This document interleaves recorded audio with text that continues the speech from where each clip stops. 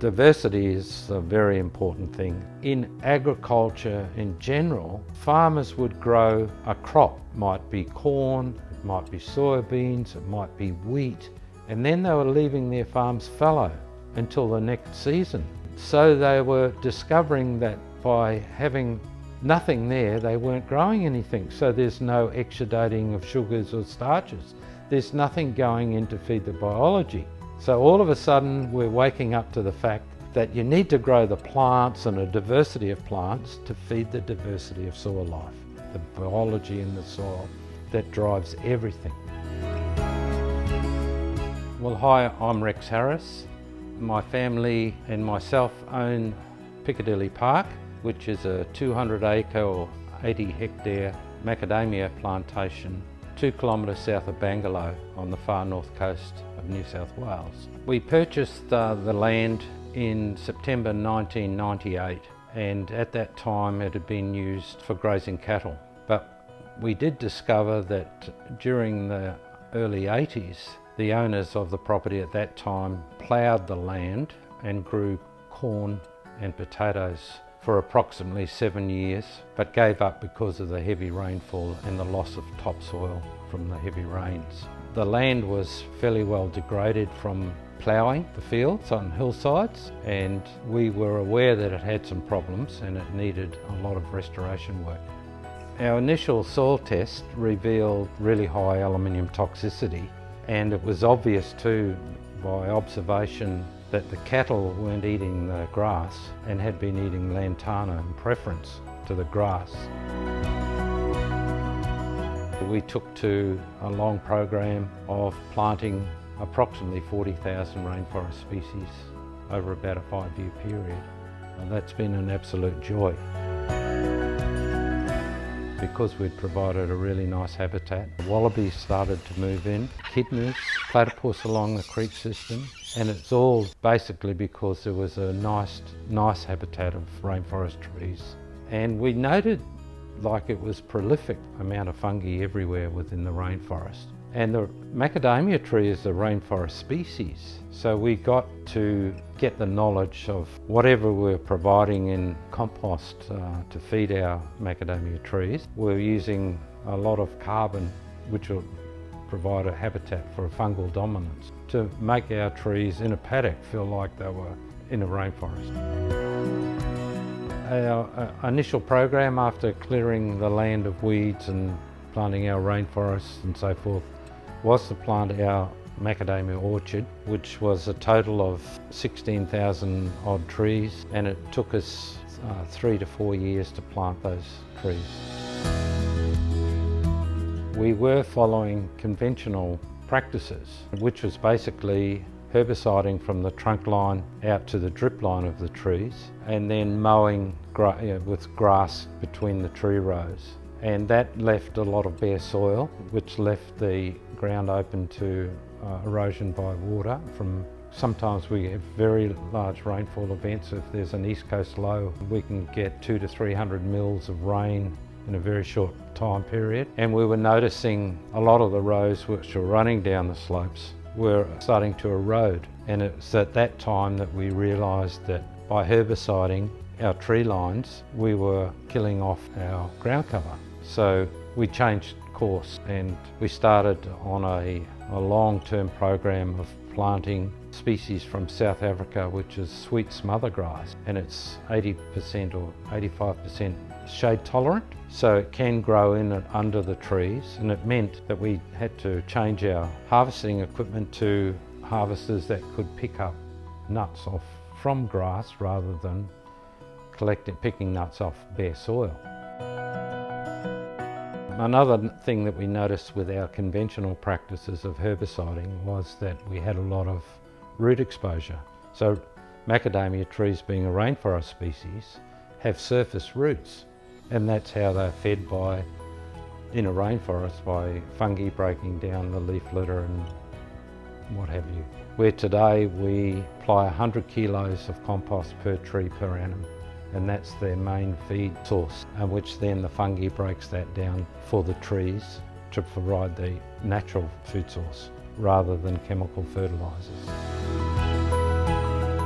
As the trees become mature, we started discovering a new problem as the trees canopied over, and so the trees are actually blocking the sunlight onto the ground, onto the soil. So we started to lose our ground cover, and that was terrible.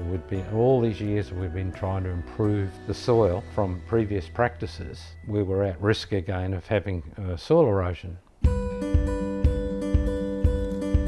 So that's when we started on a 7-year program of removing every second row of trees through the orchard. So each year we're removing 1,000 trees. That presented a new problem where now we've got large swathes of soil unprotected, and sort of studying and looking around and trying to find out what to do to protect that soil, we came across cover crops.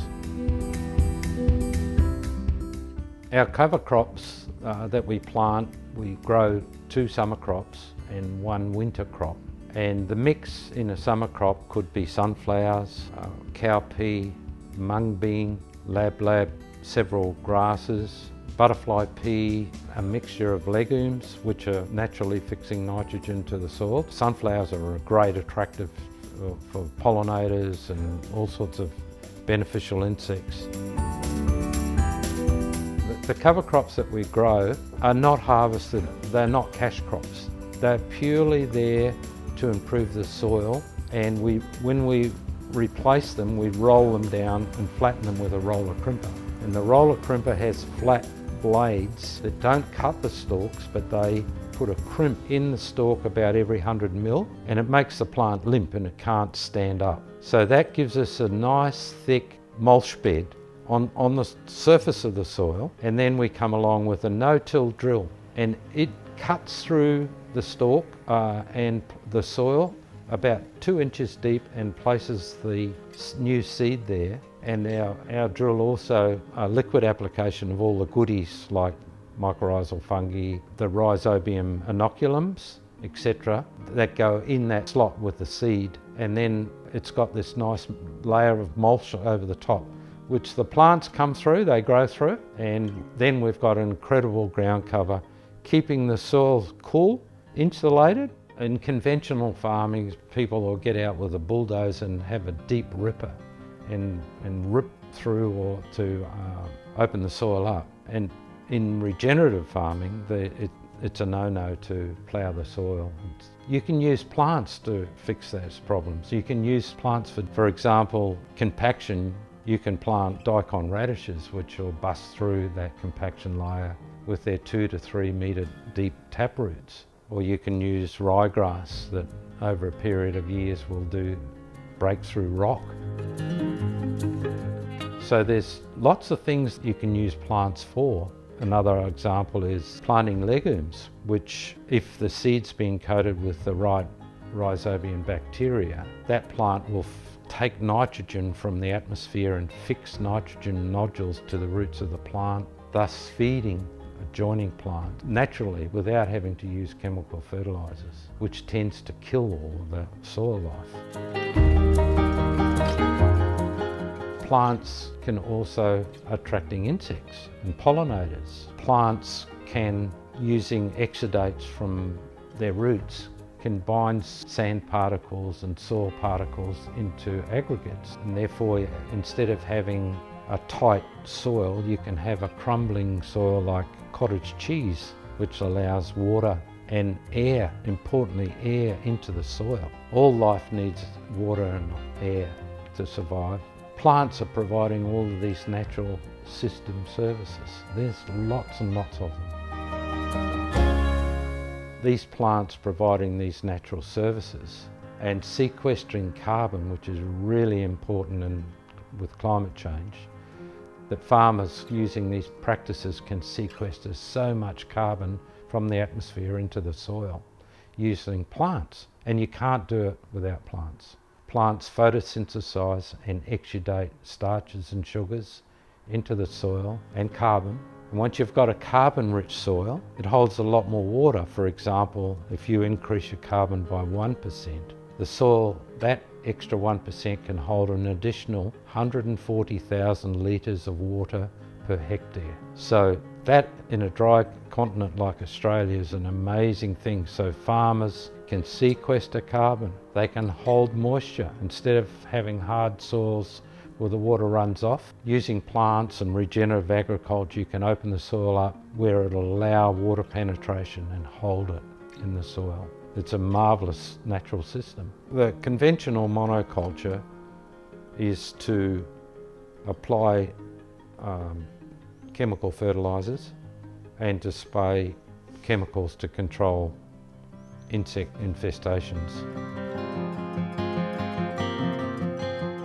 On the extremities of our property and in a central area, we're developing permanent insectaries. So what we'd love to be able to have is something like a meadow where you've got self-generating flowers and plants of a great diversity that self-generate and attract all of the beneficial insects. One problem that we have with a macadamia kernel weevil, the assassin bugs or soldier flies are starting to control that. We don't know the extent yet, it's only early days, but could well be that we have good control of this new weevil that has emerged into our district. The beneficial insects will control it nicely.